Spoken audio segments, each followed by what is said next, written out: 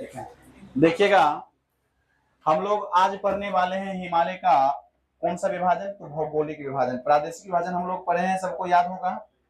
तो आज पढ़ेंगे हम लोग भौगोलिक विभाजन और हिमालय का हम लोग करेंगे भौगोलिक विभाजन। प्रादेशिक विभाजन किस आधार पर किया गया था, याद है? नदी घाटी के आधार पर, जिसमें हम लोग क्या वो नदी को माने थे, 5 नदी। कौन कौन सा नदी माने थे? सिंधु, सतलज, काली, तीस्ता और ब्रह्मपुत्र। ये नदी के आधार पर हम लोग जो है कुल मिलाकर हिमालय को कितने भागों में बांटे थे? 4 भागों में बांटे थे, जिसमें आपका पंजाब हिमालय था, उसके बाद कुमायूं हिमालय था, नेपाल हिमालय था, असम हिमालय था और हो तो गया असम हिमालय, यही था ना। तो आज जो हम लोग बांटेंगे उसमें बांटेंगे हम लोग हिमालय को भौगोलिक रूप से, और हिमालय को भौगोलिक रूप से कितने भागों में बांटेंगे? 4 भागों में। कितने भागों में? 4 भागों में, ठीक है। तो जिसमें आपको पहला जो हिमालय होगा वो कौन सा हिमालय होगा? तो पहला हिमालय होगा ट्रांस हिमालय। पहला हिमालय कौन सा होगा? ट्रांस हिमालय। दूसरा की अगर हम बात करें तो दूसरा हिमालय जो होगा बृहद हिमालय, हिमालय, ठीक है। तीसरा हिमालय की अगर बात करें तो तीसरा हो जाएगा आप लोगों का कौन सा? मध्य हिमालय, मध्य हिमालय, ठीक है। सॉरी, पहला ट्रांस हिमालय, बृहद हिमालय, लघु हिमालय। पहले क्या होगा? लघु हिमालय हो जाएगा। और चौथा की अगर बात करें तो चौथा हो जाएगा आप लोगों का शिवालिक, शिवालिक, शिवालिक हिमालय, ठीक है। ट्रांस हिमालय, बृहद हिमालय, लघु हिमालय और शिवालिक हिमालय। तो कुल मिलाकर हिमालय को हम लोग कितने भागों में बांटे हैं? 4 भागों में बांटे हैं, जिसमें हम लोग को पहला कौन सा हिमालय होगा? तो पहला हो जाएगा कौन सा हिमालय? क्या हो रहा है, कुछ दिक्कत है क्या? अब कुछ काट लिया है, कुछ काट लिया है, बिना काम कहे बात निकाल रहा है।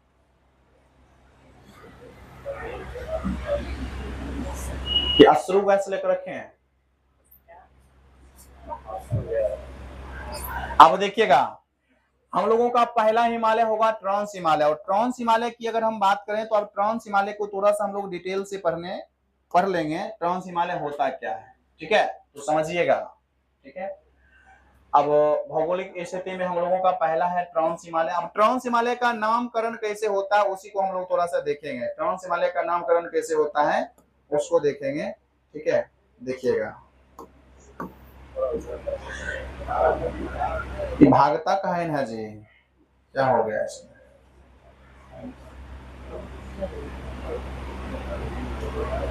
भागता ही नहीं है।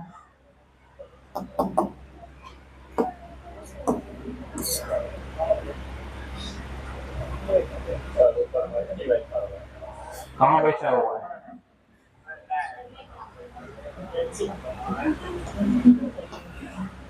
हैंग करने लगा क्या जी? रीस्टार्ट नहीं करेंगे, होगा होगा, फिर से निकालना पड़ेगा और क्या।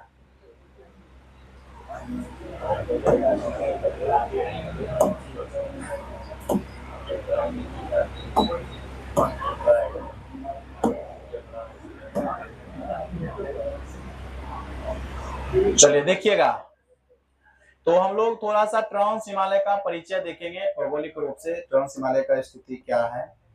तो उससे पहले हम लोग देखेंगे नामकरण। क्या देखेंगे? नामकरण। तो ट्रांस हिमालय को पार हिमालय या तिब्बत हिमालय भी कहा जाता है। ट्रांस हिमालय को क्या कहा जाता है? पार हिमालय। तो सबसे पहले हम लोग नाम ही देखिए कि ट्रांस हिमालय को 2 अलग अलग नाम से भी जाना जाता है। इसे क्या कहा जाता है? पार हिमालय या तिब्बत हिमालय, ठीक है। तिब्बत हिमालय या पार हिमालय इसलिए कहा जाता है क्योंकि इसका अधिकतर जो हिस्सा है ना, ये कहाँ है? तिब्बत में है। इसका अधिकतर हिस्सा कहाँ है? तिब्बत में है, इसीलिए इसको क्या कहा जाता है? तिब्बत हिमालय। क्योंकि अधिकांश विस्तार किस क्षेत्र में देखने को मिलता है? तिब्बत के क्षेत्र में देखने को मिलता है, इसीलिए इसे पार हिमालय या क्या कहा जाता है? तिब्बत हिमालय कहा जाता है। तो नाम देखिए ट्रांस हिमालय का 2। अगर इसकी स्थिति यानी ट्रांस हिमालय है कहां, तो याद रखना है यह मुख्य हिमालय के उत्तर में स्थित है। अब कहिएगा मुख्य हिमालय के उत्तर में स्थित है, तो थोड़ा सा हम लोग चित्र भी बनाएंगे मुख्य हिमालय के उत्तर में कैसे स्थित है। ठीक है, मुख्य हिमालय के उत्तर में कैसे स्थित है, कि चित्र तो गया, तुरंत बना देते हैं। ठीक है,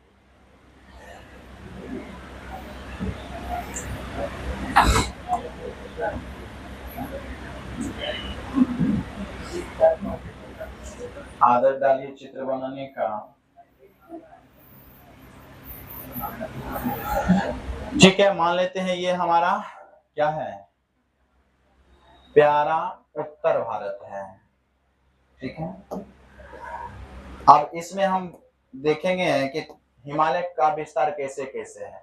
तो सबसे पहले हम लोग देखेंगे इधर ट्रांस हिमालय में काराकोरम, फिर लद्दाख, जास्कर, उसके बाद कौन सा हिमालय,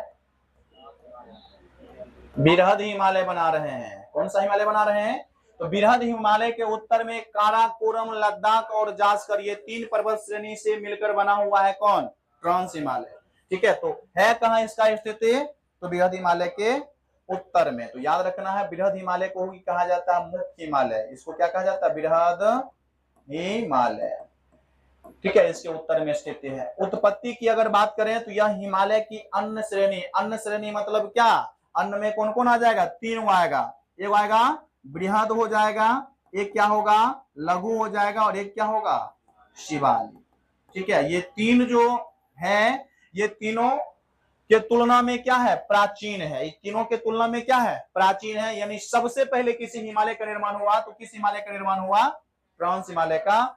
इसका निर्माण यूरेशियन प्लेट के उत्थान से मुख्य हिमालय से पहले हुआ था। यानी अगर पूछा जाएगा कि ट्रांस हिमालय का निर्माण किससे हुआ, तो यूरेशियन प्लेट के उत्थान से हुआ। यूरेशियन प्लेट जब टूटता है, होता क्या है कि एक इंडियन प्लेट होता है, एक यूरेशियन प्लेट होता है। ठीक है, तो यूरेशियन प्लेट से किसका निर्माण होता है, याद रखना आप लोगों को, कौन हिमालय है, ट्रांस हिमालय। कौन सा हिमालय है, ट्रांस हिमालय। अब आगे एक और पॉइंट है सचर जोन। कौन सा, suture zone, ITSZ, Indus Tsangpo suture zone, Indus Tsangpo suture zone. तो अभी तुरंत आप लोगों को बताए थे, ऊपर में था ट्रांस हिमालय का विस्तार इस प्रकार से था, और नीचे में हुआ करता था कौन सा, बृहद हिमालय, था कि नहीं था। और उसके बीच वाला जो भाग हुआ करता था, उसके बीच वाला जो भाग हुआ करता था, उसको कोई अलग करता था, तो उसको अलग कौन करता है, ITSZ रेखा। तो इस दोनों को अलग करने वाला जो रेखा होगा उसको क्या बोलेंगे हम लोग, ITSZ रेखा, इंडस सांगपो सचर जोन।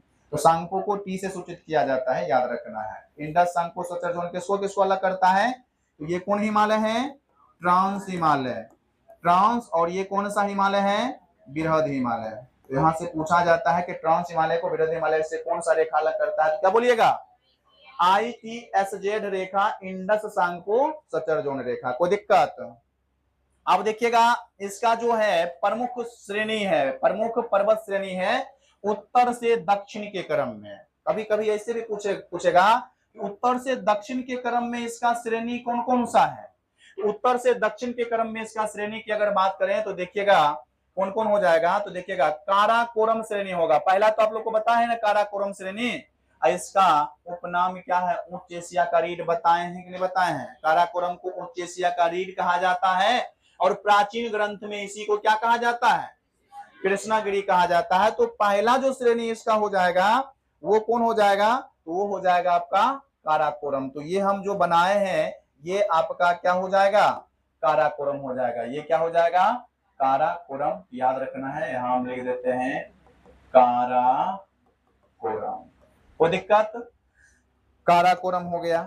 अब आगे देखिएगा, अब सर्वोच्च चोटी। तो भारत की सबसे ऊंची चोटी क्या है, K2 है, भारत की सबसे ऊंची चोटी। लेकिन भारत का बोल रहे हैं या भारत की बोल रहे हैं, मतलब भारत में ये नहीं है, इस पर भारत का अधिकार नहीं है। तो है कहां ये, ऊंचाई की अगर हम बात करें तो 8611 इसी श्रेणी में है। याद रखना है कि ये जो है ना पीओके वाला क्षेत्र में है। किस क्षेत्र में है, पीओके वाला क्षेत्र में। इस क्षेत्र में ये जो है ना पीओके, ये पीओके वाला क्षेत्र है, और यहीं पर है काराकोरम श्रेणी। यहीं पर क्या है?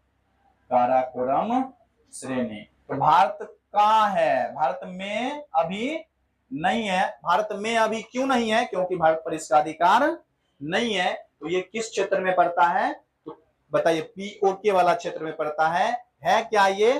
तो याद रखना है, ये है आपका A2। ऊंचाई की बात करें तो 8611 मीटर है। किस क्षेत्र में है? पीओके वाला क्षेत्र में है। कौन? काराकोरम। इसी को क्या कहा जाता है? गॉडविन ऑस्टिन कहा जाता है। क्या कहा जाता है? Godwin Austen. और यह विश्व की दूसरी सबसे ऊंची चोटी है। पहली अगर पूछा जाए तो क्या बोलिएगा?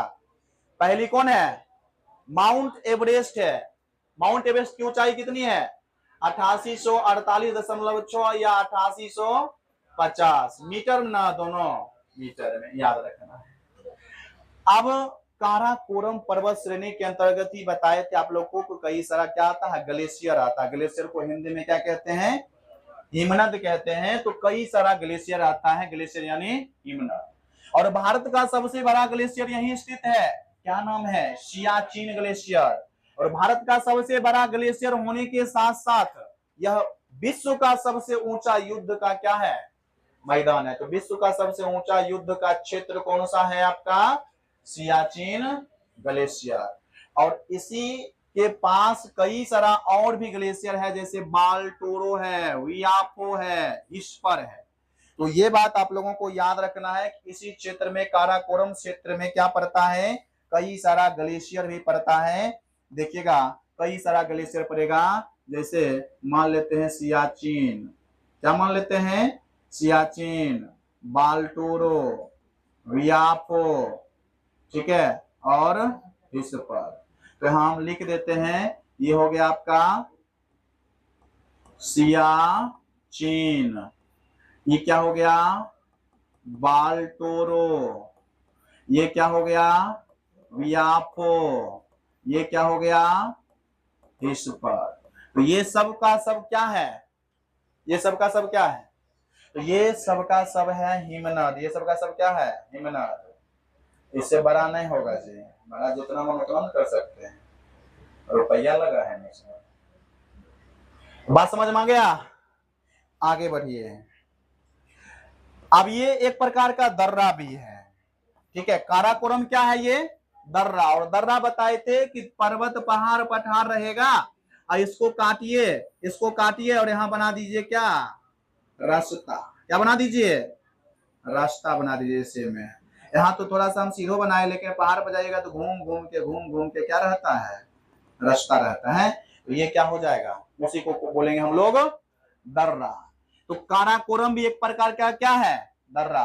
और भारत का सबसे ऊंचा दर्रा कौन है? काराकोरम दर्रा 5624 मीटर है। तो अलग बुक में थोड़ा सा ये डाटा आपको अलग अलग मिलेगा, तो उसके लिए घबराना नहीं, याद रखना है। ये भारत और किसको जोड़ने का काम करता है? चीन को। तो काराकोरम दर्रा किसको किसको जोड़ता है? भारत को चीन से जोड़ने का काम करता है। इसी क्षेत्र में पड़ता है, याद रखना है। इसी क्षेत्र में क्या पड़ता है? दर्रा। कौन सा दर्रा पड़ता है? तो याद रखना आप लोगों को, काराकोरम दर्रा। काराकोरम दर्रा दर्रा है। कौन सा दर्रा है? काराकोरम दर्रा है। याद रहेगा? याद रखना है। तो इस प्रकार से आप लोगों को याद रखना है काराकोरम के बारे में इतना बात, जो कि आप लोग को इससे पहले भी बताए हैं। आगे है लद्दाख श्रेणी। आगे कौन सा श्रेणी है? लद्दाख श्रेणी है। अब लद्दाख के बारे में थोड़ा सा देखिएगा। लद्दाख श्रेणी यह काराकोरम के दक्षिण और सिंधु, काराकोरम के दक्षिण और सिंधु तथा श्योक नदी के बीच में स्थित है। सिंधु और श्योक नदी के बीच में कौन सा है? लद्दाख। कौन सा है? लद्दाख। तो थोड़ा सा आप लोग को दिखाते हैं, किसको? लद्दाख को। तो ये जो आपको दिख रहा है ना, ये है आपका लद्दाख। ये कौन सा है? लद्दाख है। देखिएगा, यहां हम लिख देते हैं क्या? लद्दाख। तो ये क्या होगा? ये होगा जास्कर। ये क्या हो जाएगा? बोला क्या कि काराकोरम के दक्षिण में सिंधु और श्योक नदी के सिंधु और श्योक नदी के बीच में। तो देखिए श्योक नदी भी आपको थोड़ा सा दिखाते हैं, श्योक नदी भी देखिएगा आप लोग, ठीक है। श्योक नदी इधर से निकलती है, श्योक नदी, श्योक नदी। अब देखिए बताइए श्योक नदी किस जो है किसके बीच से होकर बहती है? श्योक नदी किसके बीच से होकर बहती है? तो देखिए ये सिंधु नदी है। ये कौन सा नदी है? सिंधु नदी है। तो क्वेश्चन यहां से फिर आप लोगों का बनेगा, ध्यान से देखिएगा। ये है सिंधु, सिंधु नदी किसके बीच से होकर बहती है? लद्दाख और जास्कर से। और फिर श्योक नदी किसके बीच से होकर बहती है? बोलिए, श्योक नदी किसके बीच से होकर बहती है? काराकोरम और लद्दाख। तो याद रखना है कि सिंधु और श्योक नदी के बीच में काराकोरम के दक्षिण में क्या है? लद्दाख है, लद्दाख पर्वत श्रेणी। बात समझ में आ गया? तो ये बात भी याद रखना है आप लोगों को लद्दाख पर्वत श्रेणी के बारे में, ठीक है। आगे बढ़ते हैं, देखिएगा इसकी एक प्रसिद्ध चोटी माउंट राकापोसे, जिसकी ढलान विश्व में सबसे क्या है? तीव्र मानी जाती है। तो लद्दाख का याद रखना है कि एक पर्वत चोटी है, ठीक है, जिसका ढलान काफी तीव्र माना जाता है। ढलान काफी क्या माना जाता है? तीव्र माना जाता है, ठीक है। नाम क्या है? माउंट राकापोसी। यही हम बना देते हैं। देखिए जो हम आपको बताएंगे ना, हम चित्र में सब उसको उतार देंगे। तो चित्र को समझना है। ये क्या है? Mount Rakaposhi, mount Rakaposhi. और माउंट राकापोसी है क्या? तो तीव्र तीव्र ढाल वाली चोटी है, तीव्र ढाल वाली चोटी। यहां तक में कोई दिक्कत? कोई दिक्कत नहीं। आगे बढ़ते हैं। अब आगे है आपका जास्कर पर्वत श्रेणी। आगे क्या है? जास्कर पर्वत श्रेणी है। और यह लद्दाख श्रेणी के दक्षिण में और महान हिमालय के उत्तर में। महान हिमालय बोले तो कौन सा हिमालय? बृहद हिमालय। तो ये बात याद रखना है कि कहाँ है ये? तो याद रखना है लद्दाख श्रेणी के दक्षिण में और महान हिमालय बृहद हिमालय के उत्तर में। और लद्दाख की राजधानी लेह भी इसी श्रेणी के पास स्थित है। तो ये बात भी आप लोगों को याद रखना है। जास्कर थोड़ा सा हम इस चित्र को चेंज करते हैं थोड़ा सा, ठीक है। यहाँ नहीं आके थोड़ा सा यहाँ आ जाएगा ये इस क्षेत्र में, ठीक है। और ऊपर नीचे ये कौन सा श्रेणी हम बनाए? जास्कर, ठीक है, जास्कर। और नीचे में कौन सा हिमालय बनेगा? बृहद हिमालय बनेगा। तो मेन खेला ज्योग्राफी में होता है, याद रखना है किसका? चित्र का, ठीक है। मेन खेला चित्र का ही होता है। तो यहां से हम बनाते हैं और क्या?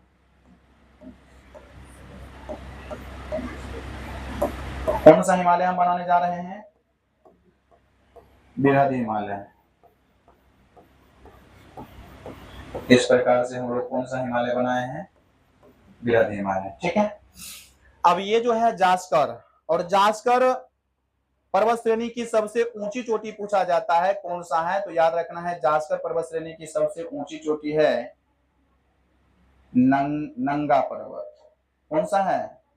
नंगा पर्वत। इधर क्या हो जाएगा? ये नंगा पर्वत हो जाएगा। कौन सा? नंगा पर्वत। ऊंचाई पूछा जाता है इसका, तो 8126 मीटर इसकी क्या होती है?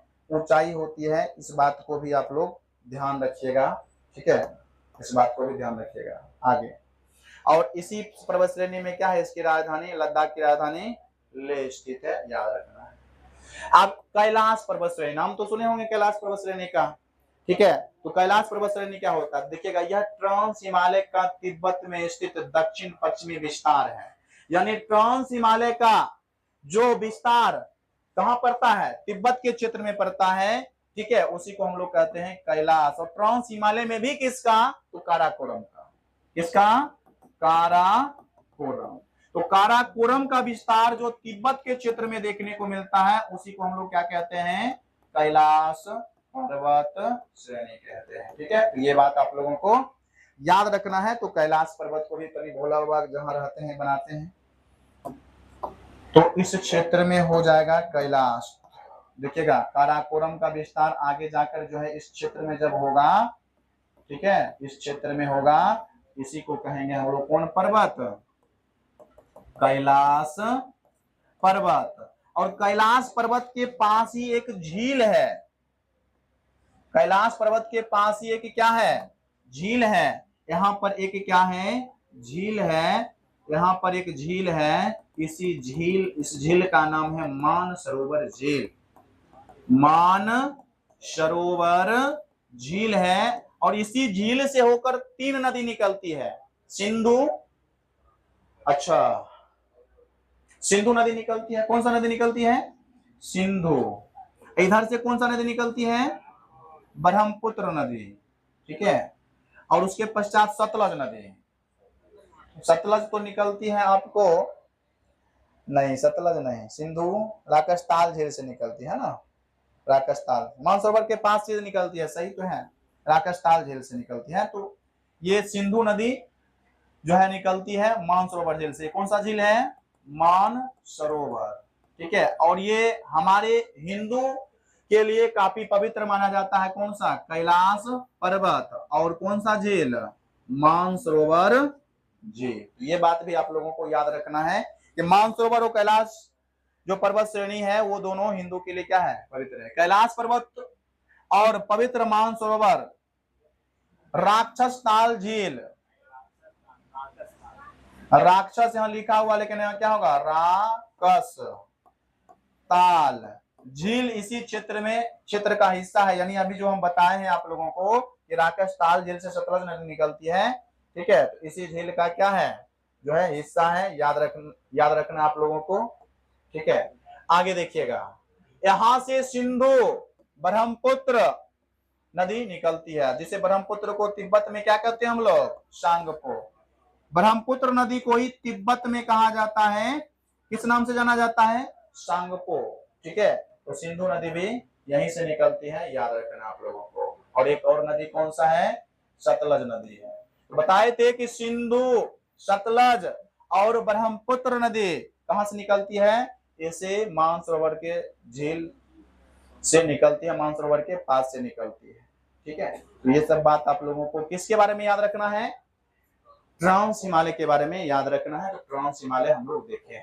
आगे देखिएगा, इस क्षेत्र में क्या वर्षा होता है, तो याद रखना वृष्टि छाया है, क्या है ये, और जिस क्षेत्र में वृष्टि छाया होगा उस क्षेत्र में वर्षा कम होता है, याद रखना। जैसे देख लीजिए अपना दक्षिण भारत, और दक्षिण भारत की अगर हम बात करें तो दक्षिण भारत में यहाँ पर्वत है, यहाँ क्या है, कई सारा पर्वत। मानसून जब जून के प्रथम सप्ताह में आता है तो इसी पर्वत से टकराता है, टकराने के बाद इधर वर्षा करता है, टकराने के बाद क्या करता है, इधर वर्षा करता है। इधर क्या होता है, वृष्टि छाया होता है, इस क्षेत्र में वर्षा नहीं होता है, और मानसून 2 भागों में बढ़ जाता है, एक इधर जाता है, एक इधर जाता है। तो वृष्टि छाया प्रदेश में वर्षा क्या अधिक होता है, नहीं, वर्षा क्या होता है, कम होता है। इस बात का भी आप लोग ध्यान रखिएगा। ट्रांस हिमालय क्षेत्र महान हिमालय के उत्तर में पड़ता है, इसलिए मानसूनी हवाएं यहां नहीं पहुंच पाती है। क्योंकि पहले क्या है आपका, ट्रांस हिमालय है, उसके बाद क्या है, बृहद हिमालय है, और बृहद हिमालय जो मानसूनी हवा होता है रोक लेता है, यहाँ तक पहुंच ही नहीं पाता है मानसूनी हवा। जिस प्रकार से यहाँ तक मानसूनी हवा पहुंच पाता था, तो ये था वृष्टि छाया। इसीलिए इसमें भी याद रखना है कि महान हिमालय हवा को रोक लेता है, और महान हिमालय जब हवा को रोक लेगा, बताइए यहाँ से महान हिमालय हवा को रोक लेगा मानसूनी हवा को, तो वर्षा इधर न होगा जी, वर्षा इधर होगा, वर्षा इधर नहीं होगा। तो इस प्रदेश में हम लोगों को याद रखना है कि वर्षा कम पड़ता है, ठीक है, याद रखना है। इसलिए मानसूनी हवा यहाँ नहीं पहुंच पाती है। परिणाम स्वरूप यह ठंडा मरुस्थल है, जहां वर्षा बहुत कम या न के बराबर होता है। और वर्षा नहीं होगा तो बताइए, ज्योग्राफी में पढ़ाए हो आप लोगों को, विविधता बारे में पढ़ाए है, पढ़ाए है। तो वर्षा अगर नहीं होगा तो बताइए जीव जंतु ज्यादा होगा, बिल्कुल नहीं होगा। बताइए पेड़ पौधा ज्यादा होगा, बिल्कुल नहीं होगा, ठीक है। तो ना ही जीव जंतु ना ही पेड़ पौधा यहाँ पर ज्यादा होता है, याद रखना है। फिर नदी की बात करें तो सिंधु ट्रांस हिमालय के अंतर्गत लद्दाख और जास्कर श्रेणी से बहती है, बता ही दिए हैं, ठीक है। आगे थोड़ा सा देख लीजिएगा, काराकोरम लद्दाख श्रेणी भारत के उत्तरी सीमा पर एक प्राकृतिक सुरक्षा दीवार का काम करती है, जो सामरिक दृष्टि से अत्यंत क्या है, महत्वपूर्ण। और इस प्रकार से आप लोगों का क्या हुआ, ट्रांस हिमालय पूर्ण रूप से हुआ समाप्त। ठीक है, ट्रांस हिमालय समाप्त होने के बाद अगला जो हिमालय हम लोगों का कौन सा हिमालय है, महान हिमालय है। कौन सा हिमालय है, महान हिमालय है। और महान हिमालय की अगर हम बात करें तो महान हिमालय को हम लोग कई नाम से जानते हैं, जिसमें देखिएगा इसे हिमाद्री भी कहा जाता है। महान हिमालय को क्या कहा जाता है, हिमाद्री कहा जाता है। महान हिमालय को हिमाद्री क्यों कहते हैं, तो हिमाद्री इसलिए कहते हैं क्योंकि प्राचीन काल में हमेशा ये किससे घिरा हुआ रहता था, ढका हुआ रहता था, हिम से। हो रहा है ना, रुकलन है, हाँ पता चला सब खत्म हो गया। तो हिमाद्री यानी हिम से ढका था, इसे बृहद हिमालय भी कहते हैं, इसे आंतरिक हिमालय भी कहा जाता है। तो कई नाम है इसका, जैसे हम लोग ट्रांस हिमालय का देखे, कौन हिमालय, पार हिमालय और तिब्बत हिमालय। इसी प्रकार से बृहद हिमालय को हम लोग बोलते हैं हिमाद्री, बृहद हिमालय और आंतरिक हिमालय। स्थिति की अगर हम बात करें तो स्थिति देखिएगा, यह हिमालय के सबसे उत्तरी और मुख्य पर्वत श्रेणी है। तो अगर पूछा जाएगा कि हिमालय का मुख्य पर्वत श्रेणी क्या है या हिमालय की सबसे उत्तरी पर्वत श्रेणी क्या है, तो क्या हो जाएगा, ट्रांस हिमालय बोलिएगा। ट्रांस हिमालय तो हिमालय का हिस्सा ही नहीं है। हमारा हिमालय का मुख्य हिस्सा कितना, 3 गो, कौन कौन, बृहद हिमालय, लघु हिमालय और शिवालिक। हो जाएगा कि नहीं हो जाएगा, हो जाएगा।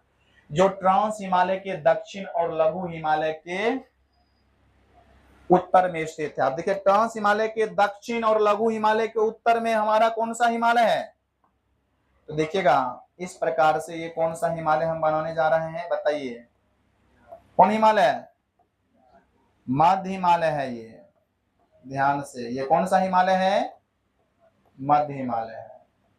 ठीक है, मध्य हिमालय है। और नीचे जो अब बनने जा रहा है ये कौन सा हिमालय है, ये है शिवालिक। ये कौन सा है, शिवालिक।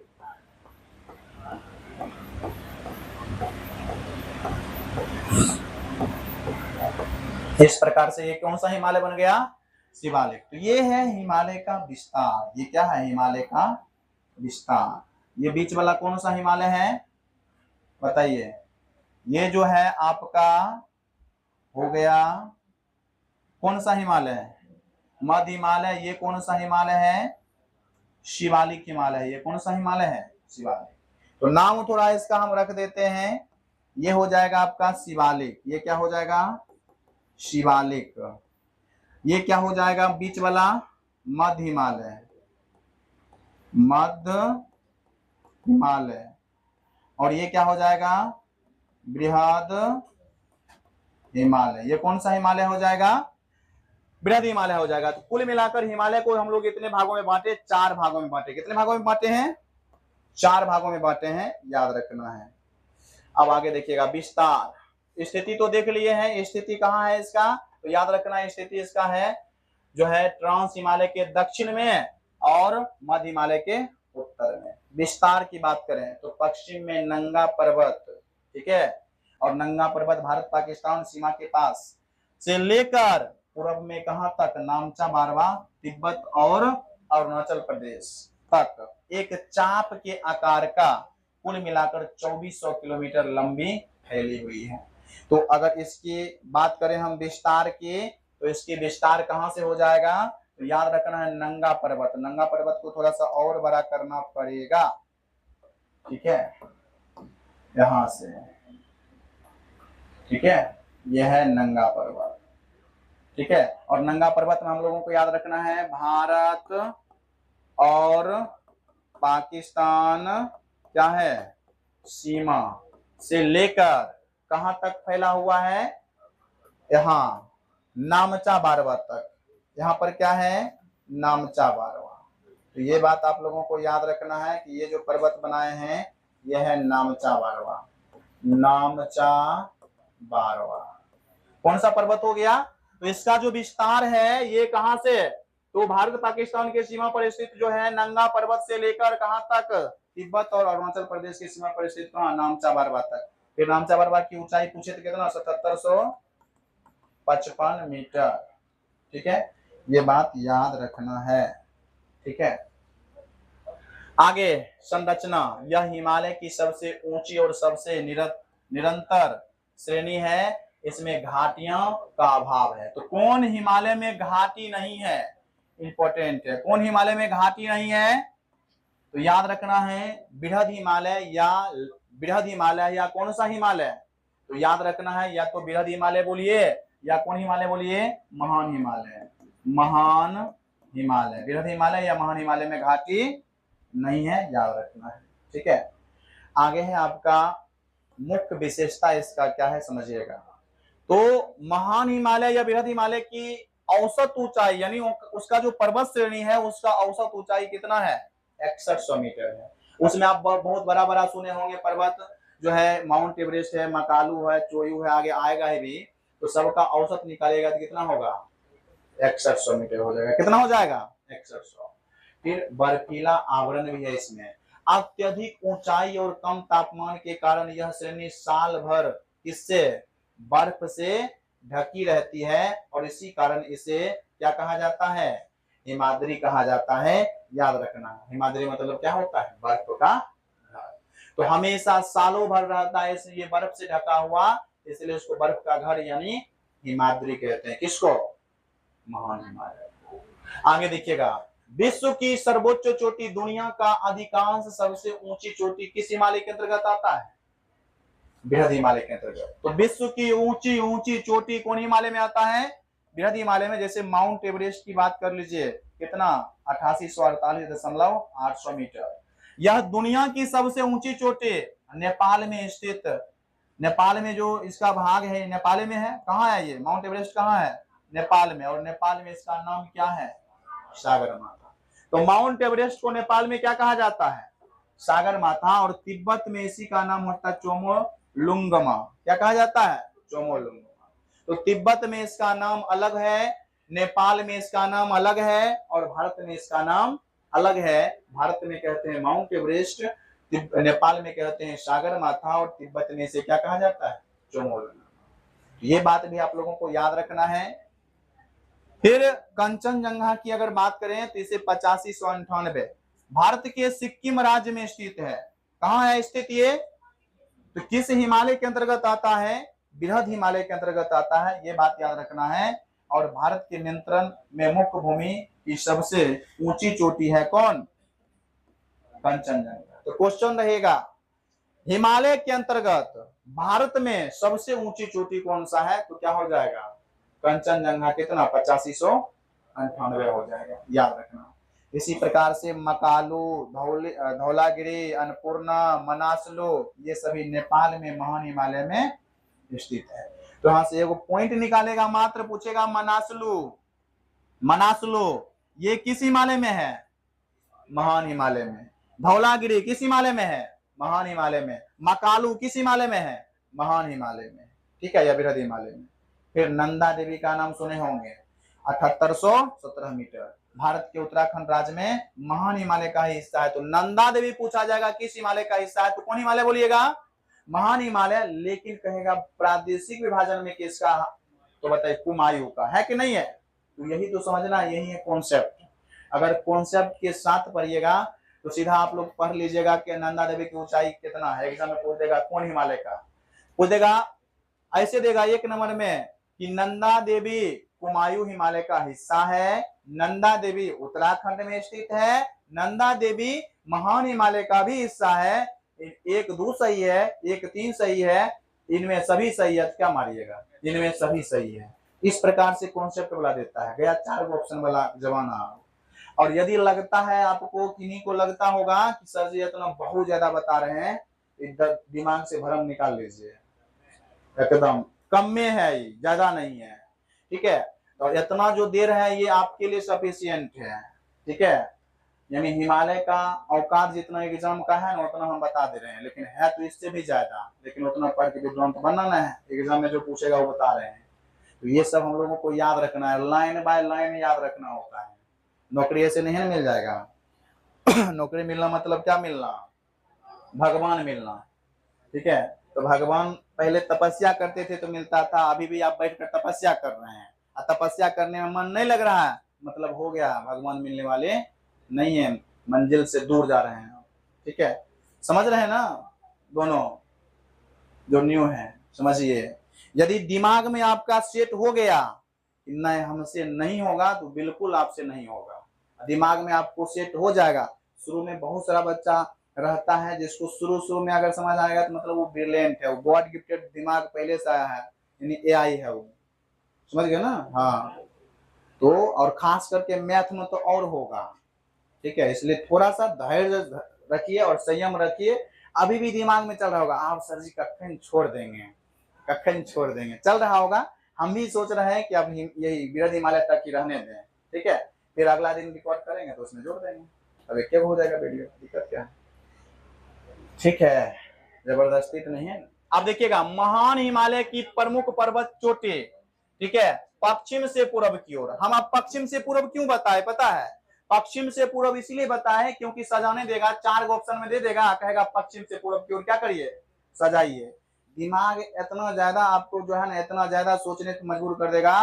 कंपटीशन में आप अगर पढ़ लिए तो आप अच्छा से जी सकते हैं, अत्य बुद्धि आ जाएगा आप में। ठीक है, सिर्फ किताबी नॉलेज ही नहीं है, आप बहुत कुछ कंपटीशन में सीखते हैं। ठीक है, इसीलिए कहा जाता है कि यूपीएससी का बच्चा तैयारी कर लेता है ना, तो जीना सीख जाता है कि हमको कैसे जीना है। ठीक है, कम से कम एक बार सिलेबस पूरा जीके का पढ़िए, समझ में आ जाएगा दुनिया क्या है।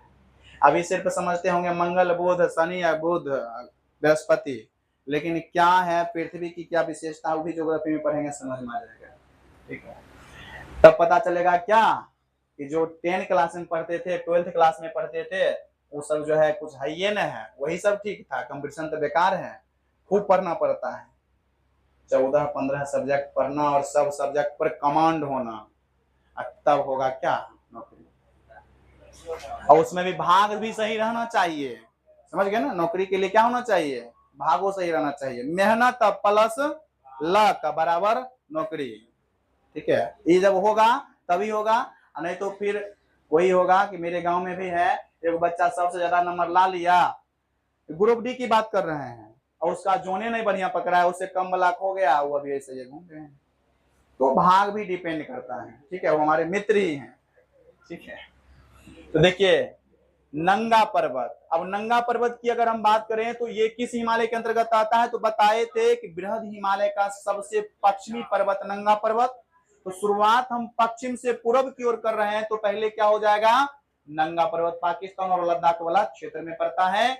कामेट उत्तराखंड में पड़ता है, नंदा देवी उत्तराखंड में पड़ता है। तो देखिए लद्दाख, उत्तराखंड, फिर नेपाल चले गए, धौलागिरी, अन्नपूर्णा, फिर नेपाल में मनासलू, फिर नेपाल में माउंट एवरेस्ट, नेपाल और तिब्बत की सीमा पर, मकालू नेपाल और तिब्बत की सीमा पर। ठीक है, कंचनजंगा सिक्किम में पड़ता है भारत, और नामचा बारवा कहां पड़ता है? तो शुरुआत आप देखिए, थोड़ा सा दिमाग लगाइए, दिमाग ये लगाना है कि कहां से शुरू होता था। तो शुरू होता था नंगा पर्वत से, और पूरब में सबसे क्या है, नामचा बारवा।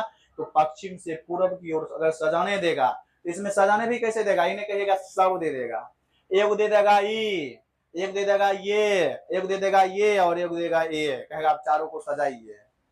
तो पहला कौन होगा, ये, फिर तो सजा दीजिएगा। तो इसको याद रखने का आप लोग ट्रिक बना के लाइएगा अगला दिन। क्या बनाना है, खुद से बनाइएगा, खुद से जो ट्रिक बनता है वो ज्यादा दिन तक याद रहता है। ठीक है, याद रखना है, इसको याद रखने का ट्रिक बनाकर आप खुद लाइएगा पश्चिम से पूर्व। आगे अनेक बिंदु है विविध वाला, देख लीजिएगा संरचनात्मक, यानी जो है उत्तर में, तो उत्तर में इंडस सांगपो सचर जोन, ठीक है, ट्रांस हिमालय से अलग करता है, ट्रांस हिमालय से अलग करता है। अब देखिए थोड़ा सा समझिएगा, और दक्षिण में मेन सेंट्रल ट्रस्ट जो है नामक भ्रंश द्वारा लघु हिमालय यानी मध्य हिमालय से क्या होता है, अलग होता है। तो एक है MCT। अब इधर क्या होगा, इस बीच में, इसमें नहीं लिखे हैं, अच्छा इसमें भी ले लीजिएगा, ये चूंकि पूरा पूरा क्या है, ट्रांस हिमालय, ये पूरा का पूरा क्या है, ये है पूरा ट्रांस हिमालय, ट्रांस हिमालय, ठीक है। और ट्रांस हिमालय को बृहद हिमालय से अलग कौन करेगा, ये जो हम रेखा बना रहे हैं ये क्या बनाए, ITSZ, ITSZ। अब जो पढ़े हैं ना वही समझ पाएंगे इस चित्र को, बात समझ रहे हैं, बाकी इस चित्र को दे दीजिएगा तो कुछ पल्ले नहीं पड़ेगा किसी को, ठीक है। नहीं किसी को दिखा कर देखिएगा कि कौन सी तनी बता दो, खाली पढ़ देगा। तो ये ITSZ मतलब समझ रहे हैं ना, अलग करा किसको, ट्रांस हिमालय को। अब फिर बृहद हिमालय को, ये जो बृहद हिमालय है, बृहद हिमालय को अलग जो कर रहा है इसको क्या कहेंगे हम लोग, इसको हम लोग बोलेंगे MCT, MCT, main central trust. Main central trust किसको अलग कर रहा है, तो बृहद हिमालय को मध्य हिमालय से। बात समझ में आया। तो याद रखना है कि MCT अलग कर रहा है किससे, मध्य हिमालय से। ITSZ अलग कर रहा है किससे, ट्रांस हिमालय से। किसको, बृहद हिमालय को या महान हिमालय को, ठीक है। तो ये बात याद रखना है, ठीक है। आगे देखिएगा, इस हिमालय में क्या दर्रा भी है, तो दर्रा बताए ही है कि पर्वत को काटकर, तो महान हिमालय में कई ऊंचे दर्रे पाए जाते हैं जो आवागमन और व्यापार के लिए क्या है, महत्वपूर्ण है। तो देखिएगा जैसे उत्तराखंड में जो दर्रा पाया जाता है, जो जिला, अच्छा जो जिला उत्तराखंड में है, ठीक है, जो जिला, नीति, माना, लिपुलेख, ठीक है। तो याद रखना है जास्कर या महान हिमालय के अंतर्गत आता है ये कौन सा, जोजिला दर्रा, ठीक है, उत्तराखंड में नहीं पड़ता है ये, ठीक है। तो नीति, माना, लिपुलेख ये तीनों कहां पड़ता है, उत्तराखंड में पड़ता है, ठीक है, ये याद रखना है। नाथुला दर्रा और जे लापला दर्रा, ठीक है, ये चुंबी घाटी जाने का मार्ग प्रदान करता है, ये कहां पड़ता है, सिक्किम, किस हिमालय के अंतर्गत, महान हिमालय के अंतर्गत। हिमाचल प्रदेश में बारालाचला और सिपकिला दर्रा है, और सिपकिला दर्रा से ही कौन नदी प्रवेश करती है, सतलज नदी कहां प्रवेश करती है, भारत। ये बात भी आप लोगों को याद रखना है। तो उत्तराखंड, सिक्किम और हिमाचल प्रदेश में जो दर्रा है वो कौन हिमालय के अंतर्गत आता है, ट्रांस हिमालय के अंतर्गत आता है, ये बात याद रखना। किस हिमालय के अंतर्गत, सॉरी बृहद हिमालय के अंतर्गत। तो ज्यादा हो गया है, यहीं तक रहने देते हैं, इससे आगे दुग हिमालय हम लोगों का और बचा है, हिमालय कल समाप्त हो जाएगा, ठीक है। इसको बंद कर दीजिए।